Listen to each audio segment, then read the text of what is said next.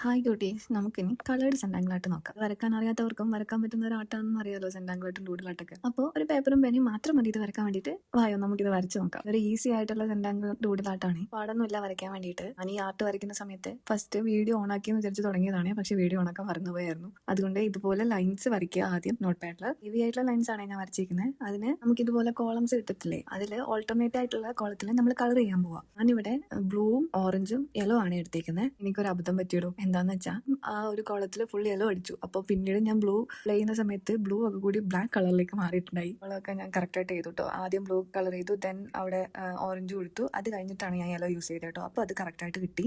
Alternate ആയിട്ടുള്ള കോളത്തിൽ colour ചെയ്തതിന് ശേഷം അതിനിടയ്ക്ക് വരുന്ന കോളം ഉണ്ടല്ലോ, അതിൽ നമുക്ക് സ്പേസ് ഇട്ടിട്ട് കർവ് ലൈൻസ് വരച്ചു കൊടുക്കാം. കർവ് ലൈൻസിന്റെ ഇടയ്ക്ക് നമ്മൾ 2 ലൈൻ വരച്ചു കൊടുത്താൽ അവിടെ കളർ ചെയ്ത് 2 സൈഡിലും കളർ ചെയ്ത് കഴിഞ്ഞാൽ നമുക്കൊരു 3D എഫക്റ്റ് കിട്ടും. ഞാനിങ്ങനെ ബ്ലാക്ക് പെൻ വെച്ചിട്ട് 2 സൈഡിലും ബ്ലാക്ക് ഷെയ്ഡ് ചെയ്ത് കൊടുക്കുന്നുണ്ട്.